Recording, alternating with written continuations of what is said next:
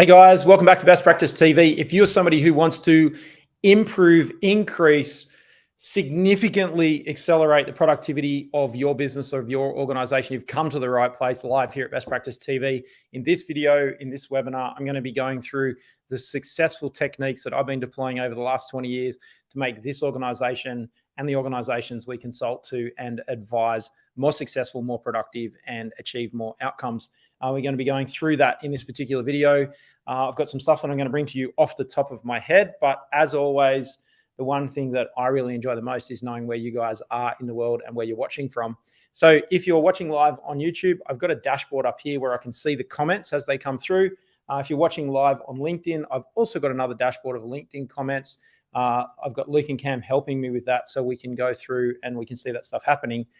It does help me if you guys let me know where you are in the world that you're watching from. We get a great global audience to these live streams. We're here same time, same place every week. So if you are catching this recording right now, we are here this time. So whatever time it is in your part of the world right now, we're here at this time every week to answer your questions on helping your organization to be a great place to work, an organization that creates an incredible customer experience for your customers so your customers keep coming back and tell their friends and family and network and business associates to buy from you, and everybody wants more leads for their organization, and that your organization is more valuable, that it's worth continuing to invest in and investing in that meaningful cause. So let's help you be a better place to work so people know what to do, how to do it, where to do it, when to do it, and have clarity in their work. Your customers get a great experience, and then your owners, shareholders, investors want to continue to operate. So, hey, we've got, oh, look at that. We've got 3 people off the bat on LinkedIn from the Best Practice team. Good to see Luke, Sard, and hello, the handsome, ever handsome Nick Fagan. And g'day, Jennifer. Hello, g'day. That's Australian for hello. Jennifer, everyone's having a chuckle in the studio. You're in Michigan in the United States. Great to have you on board. I believe it's springtime in Michigan, so I hope everything's starting to look amazing and the flowers are coming out for you guys. We're heading into winter here in Sydney, Australia, and it's still warm enough to wear a t-shirt outside, which is really good. Lovely morning. If you are watching, hey Ash, good to have you on board, and Suki. So Brisbane, Melbourne, Michigan, Sydney, more people from Melbourne. Great to have everybody. Okay. I want you guys to, hey, Dave Vic, good to have you on board this morning. So hello, everybody. So a great audience this morning. I'm going to be talking about productivity and some of the things that I do and to help make myself more productive. And look, I'll be honest with you, this morning I was a bit exhausted. I had a really interesting strategy day yesterday. One of the members of the audience, Nick Fagan, was in that meeting all day. I felt quite drained by that. We did our quarterly meeting yesterday here at Best Practice to plan the next 12 weeks. So we asked 4 questions, and if you want to start taking notes and you want to help yourself to be productive, let's start with what I did yesterday. I asked 4 key questions. The first question is, in thinking about the next 12 weeks, what does success look like for you? What is one thing that would be amazing? It'd be super keen. That'd be so exciting if I could achieve that in the next 12 weeks. So write that down. In thinking about the next 12 weeks, what does success look like? In thinking about the last 12 weeks, now I'm going to speculate that your idea, the thing you want to achieve, isn't something new. You've been thinking about it for a while and be like amazing if you could achieve that. You've been thinking about it for a while. So the next question is, in thinking about the last 12 weeks, what's prevented you from achieving that outcome? What's prevented you? What's kept you busy? When you audit the last 12 weeks, what got you distracted? What stopped you from achieving that? And I know some of the people in the audience had COVID, for example. So have a think about that. But did you get distracted? Did you find yourself kind of, aimlessly meandering or reacting to something and actually not controlling your time and not setting some not negotiables around what you do and when? Because that happens to me. Something comes up and I don't kind of start the day out of the blocks with a solid plan to do something. I kind of wake up and, maybe I'm like, I haven't got a rigid plan for what I'm going to do and an alarm and a methodology. And so I'm not productive. And then all of a sudden the day just ends up being a waste. I can tell you I've had plenty of those in the last quarter. So in thinking about the last 12 weeks, what kept you busy? What prevented you from achieving your goals? In thinking about the next 12 weeks, what might come up that's going to prevent you from achieving that amazing thing? And then the last question is, what am I doing about that? So what am I doing about that? And I think one of the first things that you can do from a personal perspective is get some super strict hygiene around what time you go to bed. And one of the guys that I follow on social media and I've met, and he's a lovely guy to spend time with, a guy by the name of Tom Bailey. You may know him from the Impact Theory YouTube channel, super successful. He was telling me when I spent some time with him in London about 18 months ago that he treats his 9 o'clock bedtime like it's a religious celebration, a religious issue. He is like super strict with it. He has alarms going off at 8:30. He's into bed at 9 o'clock. And we know that the hours of sleep that we get before midnight are the most important, and particularly the older you get with more demands. And so then he is ready to hit the next day rested. So if you're like me and you spent a couple of nights last week binging your favorite series, which I'm watching a show called Black Sails on Stan at the moment. I'm trying to get through that and get it finished so I can get it out of my life. But it is interesting. It's all about pirates and has been interesting.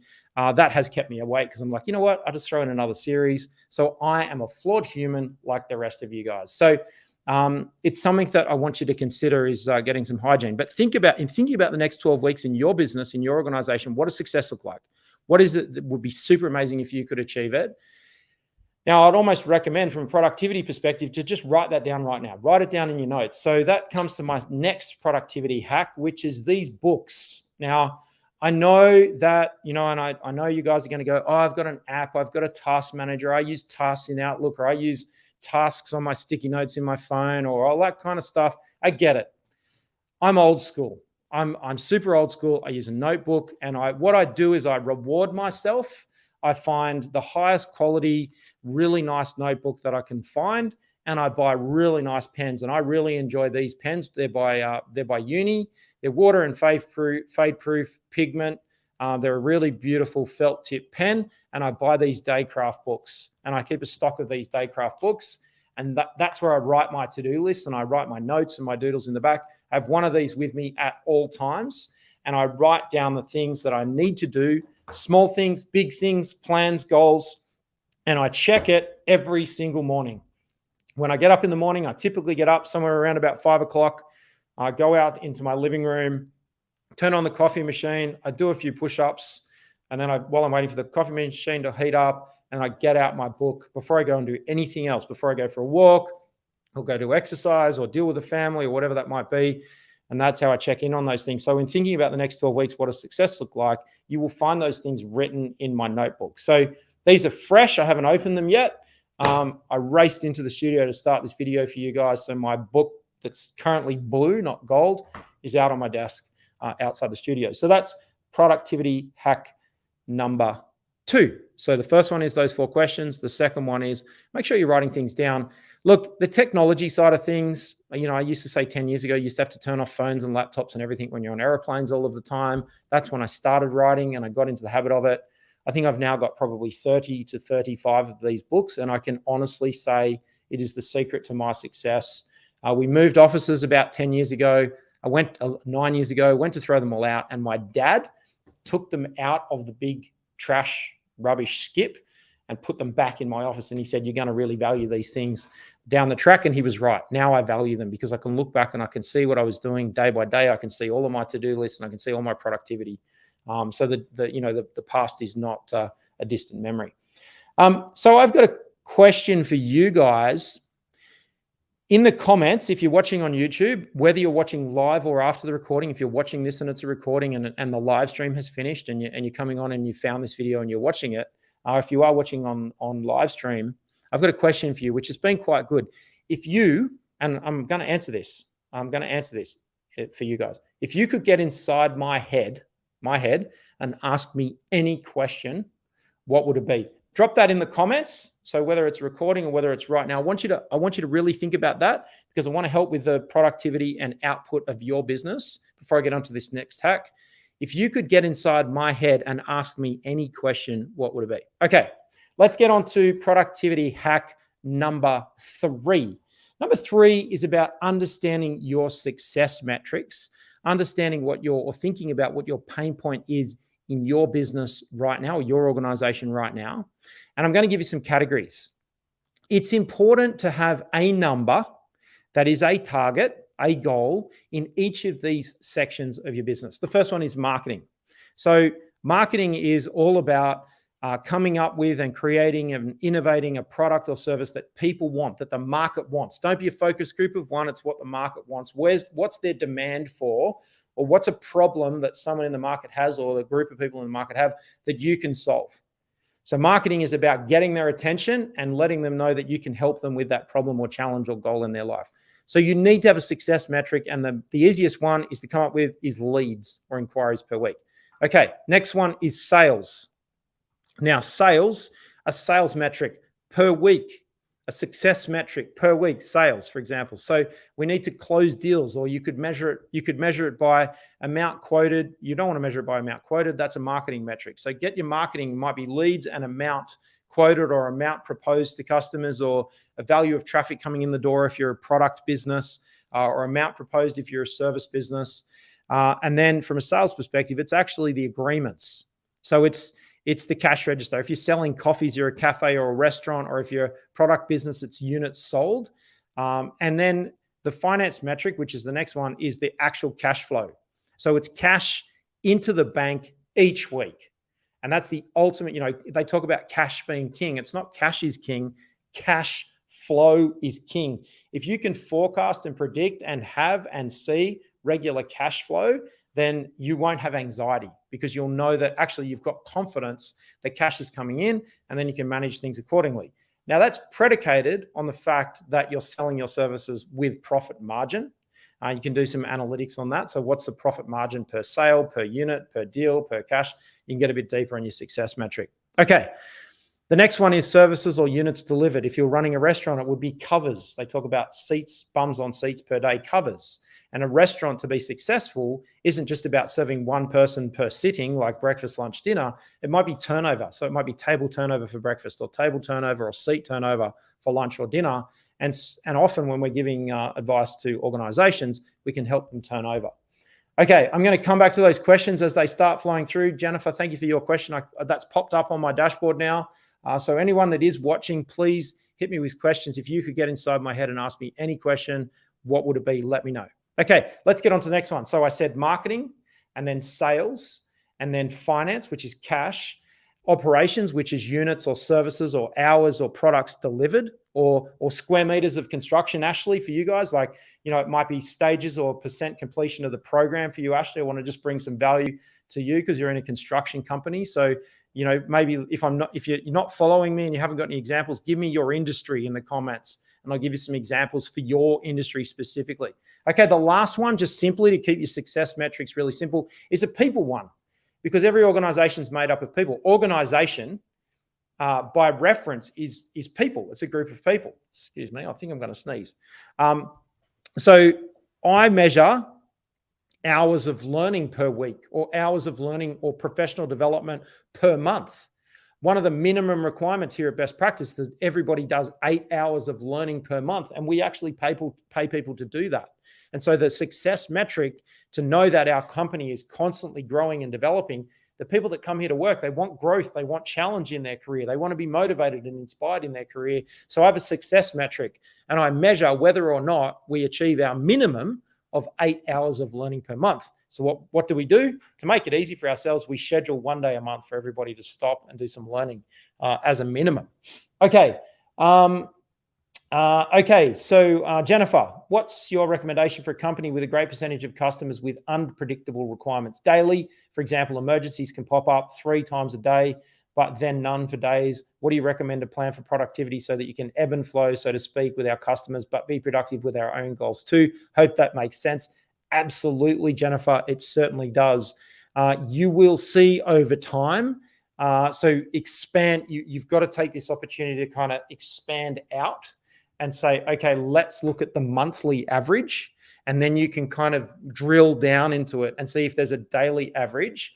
And by customers, you might have an ebb and flow. But if you actually take a macro view and actually zoom right out, then you might actually see that you've got monthly is pretty consistent, or seasonally. And if you look at the months of the year, you might see some volatility in the graph, but you might actually see that it's moving in a band, which shows a trend. I hope you're with me. So then you can drill down, and then you can decide on your capacity from a business's perspective. And there may be a point of what's called diminishing returns. And so you can also communicate with your customers in your service level agreement that you're entitled to be sending us a maximum of 3 emergencies per day. And if you send us any more than that, then we're going to charge a surplus for that.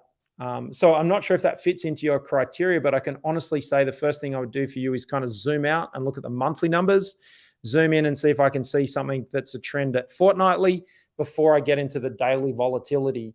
But then start looking at the averages. And if you start looking at the averages, you can start to predict trends. And you can look at, are there significant differences between each of the months as you go? So there's some statistical principles you can look at that. In terms of your own goals and achieving your own goals, then it's without knowing too much context, like I'm only kind of going off the comment, and I can see your titles, logistics and quality there, Jennifer. So I hope this has been really helpful, that I would be also setting up some not negotiables. So rotating people in and out of that so that you are specifically allocating time and being very, very, very rigid about the time you will invest in preparation. And it's like, when you're flying on an aircraft and they say, look after yourself and put your own oxygen mask on first before you look after everybody else. Your customers will acknowledge that you need to do training and professional development to make sure that you are super prepared for their emergencies on a day-to-day basis. And so when you're signing deals with customers, make sure your sales team is communicating that we are going to be rotating people out of the triage area or the emergency area or the ER, if you like, to allow them to go do training and professional development. So for example, you wouldn't let a doctor just work in the ER 7 days a week, 365 days a year. You're going to expect to say, actually, no, we need you to go and do training and professional development, because you might get better and learn more about more efficiently and more effectively serving and dealing with emergencies. And so it's important to be budgeting for that and planning for that and running that. And if somebody needs to be always there to deal with customer emergencies, you've got to build some contingency in. So people are rostered into the emergency, then out of the emergency, to allow them to go and do professional development and have that downtime. Don't forget that your people do need that downtime so that they're not built up on adrenaline and anxiety and stress the whole time, that you give them that kind of mental health break so they can go and learn. And more importantly, there's a great story about a timber cutter or a lumberjack out in a forest. And there's 2 lumberjacks, and one lumberjack kind of walks out into the forest and he's got his saw and he sees this other guy, and this guy is like working really hard, chopping logs in the forest. And this guy kind of turns up and he sets up a stool and he sets up his little cooler box, his lunch box, and he gets himself organized, and then he sits down and he fiddles with his saw, and then he gets up and he cuts a whole bunch of logs, and then he sits down and he has his lunch, and then he cuts a whole bunch more logs. And the other guy has like slogged himself the whole day. And at the end of the day, the lumberjack who was there first walks up to the other guy and he's like, I can't believe it. I've been working hard all day. And you've been stopping, and you stopped and had lunch, and you stopped and made a stool, and you stopped and fiddled with your saw, and you've cut more than me. What is it that you've been doing today? He's like, I was just stopping to sharpen my saw. So if you've got a blunt saw, you are just dealing with emergencies day in, day out, then you're not sharpening your saw, and you've got to be sharpening your saw. And that gets to Nick Fagan's question, which is the next one there on LinkedIn. What tools do you use to influence teammates? I use positive attitude and a handsome smile, Nick Fagan, you know that. But also we use dashboards, and there's a great system that you can use called Metronome, which you can put in tasks and activities to hold your team accountable for productivity. It's a great tool. It's available through our Next Practice team. You can access Metronome. It's a great kind of tick. If you think about Metronome, it helps to identify key priorities for productivity with your team, and then runs it against success metrics. You can put in goals, objectives, and targets, and you can meet monthly or quarterly to review those things and hold people accountable. Jennifer, okay, excellent. About mins and max, that's exactly right. So you want to have a bandwidth of trend. So yes, excellent. You'll go and sharpen your saw. So Jennifer, more than happy to be of assistance. And if I am being of assistance to anybody, It really helps me if you share this video, you copy the link to this video. We're going to leave the recording on my LinkedIn page. You can click the 3 dots somewhere around the LinkedIn post that you're watching right now, and you can share that with friends and colleagues and workmates so that more people will get to do this. And that would help me. In exchange for me helping you, if you could help me by sharing this video, that would be fantastic. So the more likes and comments we get, the algorithm says, actually, this is really good content. We're going to serve this to more people. More people will get to see it. So it is being left on our YouTube channel as well, Best Practice TV over there on YouTube. And you can share that link. You can obviously copy it. You can paste it into an email and send it out to people in your organization if you want to help them to be more productive. If you do want more information or you want a team to come in and coach you and hold you accountable to productivity, then our team at Next Practice, if you go to bestpractice.biz/business coaching, which is our website, it's this website that's on my t-shirt, you can reach out to our business coaching team, have a discussion about what your needs and desires are. We are here to hold you accountable. We are here to accelerate your journey to being a better place to work, to have great customer experiences, and to be a good, valuable investment for your owners and shareholders. So please do that. Okay, Mark, good to see you there on YouTube. Thanks for joining us today. Okay, so productivity hack number 3 was to have a dashboard of success metrics. And Nick Fagan asked a question about tools. Metronome's a tool that we do use in some of our businesses ourselves to do that. And you can talk to Next Practice and get access to Metronome. Okay, productivity hack number 4, and this is my last one, is to look at the individuals on your team like a high-performance team and look at what they're drifting to and drifting away from. And I use a little tool called GWC, Get It, Want It, Capacity. And sometimes when you're frustrated with someone that's on your team and you're like, they just don't get it. Or you know what, they just don't seem to want to do it. And you could look at their skills and you know what, they just don't have the capacity. They just literally don't have the skills. They can't kick the ball straight. They can't hit the golf ball without it going on a corner. They can't do whatever it is. And as much as they try, they just can't do it. They just don't have the skills. So we call it GWC, Get It, Want It, Capacity. And to make your organization more productive, one of the great things you can do is make sure you've got A players on all of your seats. And sometimes that means that C players, well, they don't make the cut. They can sit on the bench or they can go and join another team. But business is a full contact sport. It's not a charity. Charities are charities. Business is business.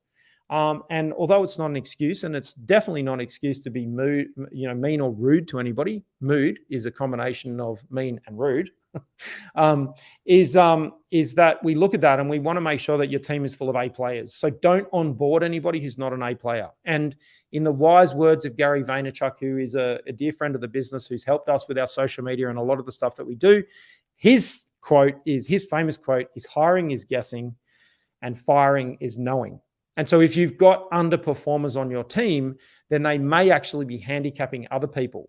And I do know that there is a human mindset that goes, if that person's not putting any effort in, I'm not going to put any effort in. And productivity can sometimes come from a lack, or more productivity from, removing the lack of motivation from your team, if you're with me and that's making sense. So productivity hack number 4 is have a really close look at your team and look at, and it does take time. It can take 12 to 18 to 24 months to build a really good team and then them have starting to, work well together. But as you onboard people, be super, super, super ruthless with your onboarding program and making sure that you're testing and checking people before you let them join, that they get it, want it, and have capacity. And if you've got A players on your team's going to be more productive. Like if you've got a team of A players playing a team of C players, who's going to win?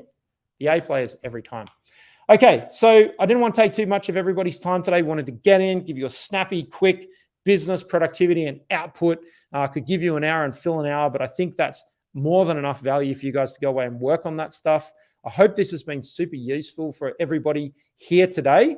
Now this is just a public community service announcement. There's been a whole bunch of great podcast episodes dropped on my podcast.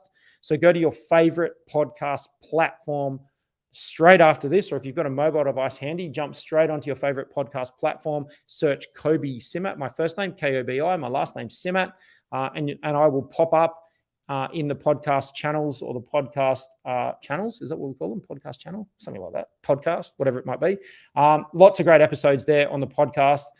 Equally, if you want to get our weekly email, if you aren't getting that already, jump onto bestpractice.biz and subscribe so that you get the weekly emails and the notifications.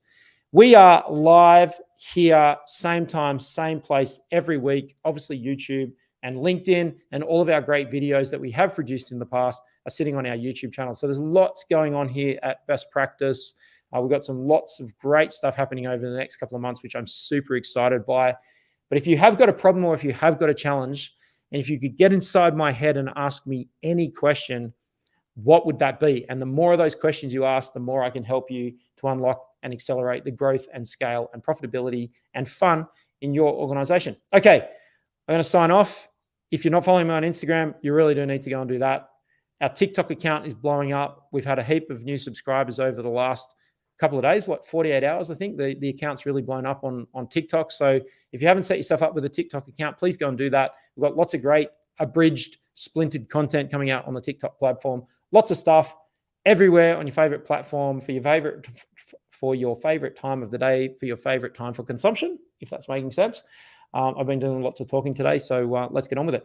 Okay, that's it from now. If you don't see me on Instagram, if you don't see me on Facebook, if you don't see me on YouTube, you probably won't see me on Twitter. If you don't see me on LinkedIn, you'll definitely see me right here next time on Best Practice TV. Bye for now.